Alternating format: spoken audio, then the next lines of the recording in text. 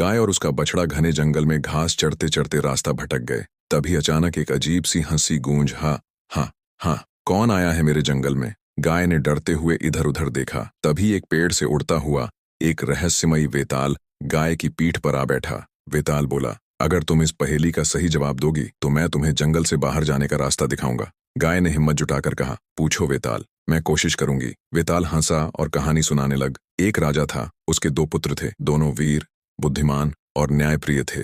एक दिन राजा को एक परीक्षा लेनी थी, किसे राजगद्दी दी जाए। राजा ने दोनों को एक एक तलवार दी और कहा, जिसने ज्यादा न्यायपूर्वक फैसला किया वही राजा बनेगा। पहली परीक्षा में एक गरीब किसान का झगड़ा आया। बड़ा बेटा बोला, नियम के अनुसार किसान को सजा मिलनी चाहिए। छोटा बेटा बोला, पर किसान की गलती अनजाने में हुई थी, उसे चेतावनी देकर छोड़ देना चाहिए। दूसरी परीक्षा में एक अमीर व्यापारी का मामला आया, जिसने गरीबों का धन हड़प लिया था। बड़ा बेटा बोला, उसे सजा दो, चाहे वह अमीर हो। छोटा बेटा बोला, अगर वह माफी मांगता है और गरीबों को उनका धन लौटाता है तो उसे सुधरने का मौका मिलना चाहिए। अब बताओ गाय, राजा किस बेटे को गद्दी सौंपेगा? गाय ने सोचा और बोली, राजा छोटे बेटे को गद्दी देगा, क्योंकि उसने न्याय के साथ दया भी दिखाई।